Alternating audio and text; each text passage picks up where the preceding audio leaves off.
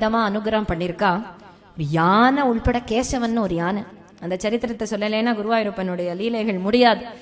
கேசவன் ஒரு யானை 1913 பிறந்தது. 1923 குருவாயூரப்பன் கிட்ட ஒப்படைச்சாச்சு. கோவில்ல யானைகளை கொடுக்கறதுன்னு உண்டு. ஒரு ராஜா வேண்டின்றார், தன்னோட பெரிய பங்களா ஜாகிரதையா இருந்தா ஒரு யானையை சமர்ப்பிச்சு விடுதேன். அப்ப இந்த கேசவன் யானையை சமர்ப்பிச்சாராம். 1923 10 வயசு அந்த யானைக்கு. அந்த யானை ஏகாதசினா சாப்பிடாதான். என்னது, மனுஷனுக்கு ஏகாதசி தெரியல, யானைக்கு ஏகாதசி எப்படி தெரியும்?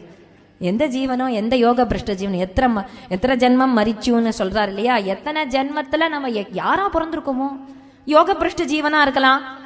அந்த யானை சாப்பிடாதான் ஏகாதசினா. முதல்ல அவ்வளவு அறிவு உடைய யானையா இல்லையா? குருவாயூரப்பனுடைய வெண்ணையை கொடுத்து கொடுத்து கொடுத்து கொடுத்து அதிபுத்திசாலியா போயிடுத்தோம் அந்த யானை.